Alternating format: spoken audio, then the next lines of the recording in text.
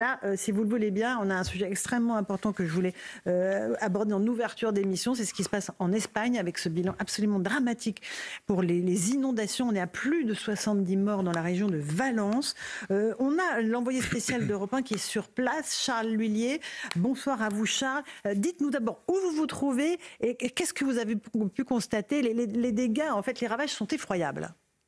Oui, effectivement, je ne sais pas si vous pouvez distinguer derrière moi ces voitures qui ont été charriées par la Touria, hein. La Touria, c'est ce fleuve qui passe par Valence, l'une des plus grandes villes d'Espagne. Et c'est vrai qu'ici, c'est un véritable paysage lunaire. Je vais peut-être inverser l'écran pour que vous puissiez distinguer de manière plus précise. En tout cas, voilà, pardonnez-moi, hein, je vais essayer de me promener en tant que faire se peut à travers ce paysage lunaire, hein, qu'on voit devant nous avec ces voitures qui ont été littéralement déplacées, charriées par ce fleuve qui est sorti de son lit ces dernières heures. Et alors c'est vrai qu'on parlait en effet d'un bilan, un bilan qui malheureusement est provisoire et qui s'élève à 74 morts, hein, rien que dans cette région de Valence qui va de Valence donc et Albacete en passant par Léture. Alors on le disait, hein, une année de pluie en l'espace de 2 heures hier soir avec des habitants de Valence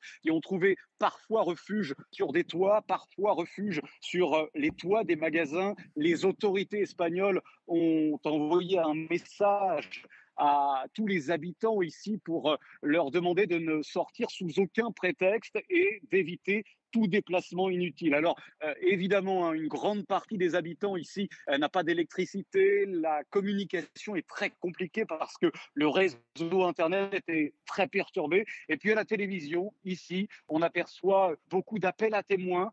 Sur les réseaux sociaux également, des proches qui lancent des appels à témoins pour savoir si leurs parents, leurs frères est en vie, en sécurité. Voilà un petit peu ce qu'il en est ici à cette heure-ci en Espagne. Une Espagne évidemment meurtrie. 3 jours de deuil national, hein, ici ont été décrétés par les autorités. Et puis ça va sans dire, hein, les voies de circulation sont évidemment à l'arrêt dans la région. C'est très compliqué de circuler. Il n'y a plus beaucoup de trains, plus beaucoup d'avions et des intempéries qui vont durer au moins, je dis bien au moins jusqu'à demain soir. Merci beaucoup, Charles Lhuillier. J'imagine que. Est-ce que vous avez rencontré des habitants? Ils sont complètement Oui. sidérés sous le choc parce que là, ils perdent tout. Ils perdent la vie, évidemment, mais ils perdent absolument tout. Ce sont des ravages que fait l'eau. Voilà, au-delà évidemment des dommages humains, des dégâts humains, c'est vrai que beaucoup n'ont plus de voiture, beaucoup ne peuvent plus rentrer chez eux, beaucoup ne peuvent plus non plus accéder à leur habitation qui est prisonnière des eaux. J'ai rencontré à l'instant un homme, Rossé, hein, pour citer son prénom, qui lui ne peut même plus accéder à son parking souterrain. Sa voiture a été eh bien, tout simplement cassé, endommagé par les eaux. Et c'est vrai qu'il n'a plus qu'à pleurer sur son sort, étant donné qu'il ne peut même plus accéder à sa voiture. Et ne serait-ce que la voir, hein, pour lui, c'est impossible, étant donné d'une part qu'il ne souhaite pas la voir et qu'en plus, il ne peut plus accéder à son parking. Voilà un petit peu ces témoignages que j'ai pu recueillir et il y en a bien d'autres, malheureusement. Merci beaucoup, Charles Lhuillier, envoyé spécial d'Europe 1 dans cette région de Valence sinistrée par les inondations. On a recueilli quelques témoignages d'habitants de cette région. On les écoute. Et puis, je vous passe la parole, Michel Chevalier. On va essayer de comprendre ce qui s'est passé lors de ce déluge. D'abord, les habitants. Il ne s'arrête pas de pleuvoir depuis 10 heures. C'est une trompe d'eau en continu. Certaines villes ont été touchées par 500 litres d'eau par mètre carré en 12 heures. Et le résultat est ce que vous voyez. Nous sommes coupés de toute communication. Vous ne pouvez pas accéder à cette partie de la ville. Les routes sont toutes coupées, les ponts sont coupés et ils ont parfois disparu. Plusieurs ravins inondés ont provoqué l'inondation de notre zone industrielle et des personnes ont été prises au piège dans les entreprises cette nuit sans qu'il soit possible de les sauver. La même chose s'est produite dans les autres villes aux alentours de Valence. Voilà pour ces témoignages. Effectivement, ça s'est passé dans les alentours de Valence, pas du tout dans le centre de Valence. Michel Chevalet, qu'est-ce qui s'est passé? On parle d'un phénomène de la goutte froide. Voilà. Qu'est-ce que c'est que cette goutte froide? Voilà, tout le monde lève les bras au ciel, crie au drame. Est-ce que c'est vrai ou pas vrai? C'est pas un phénomène nouveau, il faut bien situer. Je n'excuse rien, mais le phénomène, c'est le phénomène qu'on appelle Cévenol, d'où le nom des Cévennes, parce que ça se produit sur le bassin méditerranéen. Et nous, on en a été victimes. Souvenons-nous, dans le Gard, ce qui s'était passé, c'était cataclysmique. Sauf que là, il a été encore plus violent. Un petit retour en arrière.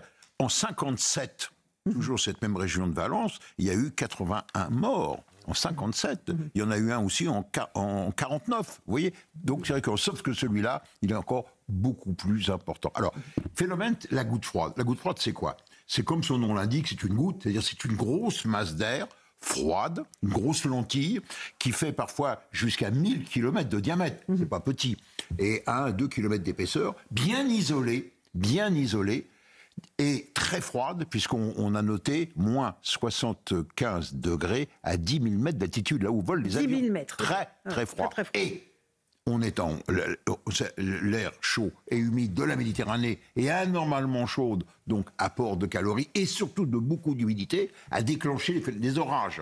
Et c'est pas anormal dans cette région, sauf que ces orages se sont trouvés bloqués par le relief, où là, ça a crevé sur place. Et surtout, ces orages étaient à nouveau réalimentés par de l'air chaud et humide à la base, avec de l'air froid en altitude, qu'on appelle la goutte froide. Voilà. Et ce phénomène ne s'arrêtera que lorsque la goutte dite froide va disparaître et se réchauffer. Et ça peut prendre quoi, 2 jours, 3 jours, Michel Chevalet? Ça peut durer une semaine.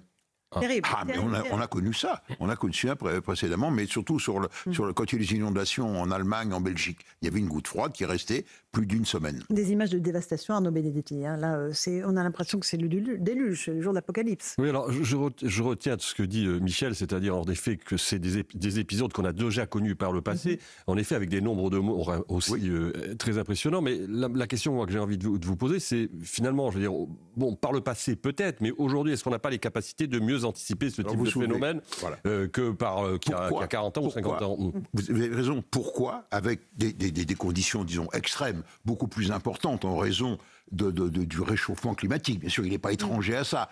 Mais le phénomène existait avant le réchauffement climatique. Faut bien faire. Mais simplement, c'est le mécanisme de précision, de la prévision. La météo avait bien dit, attention, zone rouge, orange, rouge, alerte, comme en France, etc. dans les jours qui viennent. Et dans les jours qui ont précédé, il y a déjà eu des orages. Donc les gens ont dit, oh, il va encore y avoir des orages. Et surtout, les autorités n'ont pas dit, attention, cette fois-ci, ça va être très violent, cataclysmique, mais surtout, n'allez pas travailler, fermez les écoles. Or là, la vie s'est déroulée normalement en fin d'après-midi. Et voilà qui vous explique l'empilement des voitures, les embouteillages, etc. En tout cas, on sait que ça peut se produire, ça se produit et ça va durer encore. Et ça pourra. Avec des nappes phréatiques qui sont désormais remplies. Non, c'est parce que cette région, ça fait 3 ans qu'il y avait une sécheresse. Un dernier point, la rivière qui avait été déviée et qui traverse la ville de Valence, cette rivière, en quelques heures, est passée, elle était à sec depuis 3 ans, et elle est passée à avoir 4 fois le débit de la Loire. Vous vous rendez compte? Un petit torrent qui d'un seul coup a le débit de la Loire. Donc c'est normal que ça déborde, ça inonde tout et ça dévaste tout. Mais avec un bilan catastrophique, plus de 74 morts, on a très peur que ça s'alourdisse. Et donc voilà, la France a exprimé sa solidarité avec le peuple espagnol et on espère que, évidemment, les sauveteurs vont retrouver toutes les personnes disparues. Voilà ce que l'on pouvait dire sur ces intempéries extrêmement impressionnantes en Espagne. On fait une toute petite pause, on se retrouve dans un instant. On parlera de sécurité et on va parler aussi du voyage d'Emmanuel Macron au Maroc qui s'est terminé. A tout de suite dans Punchline sur CNews et Europe 1.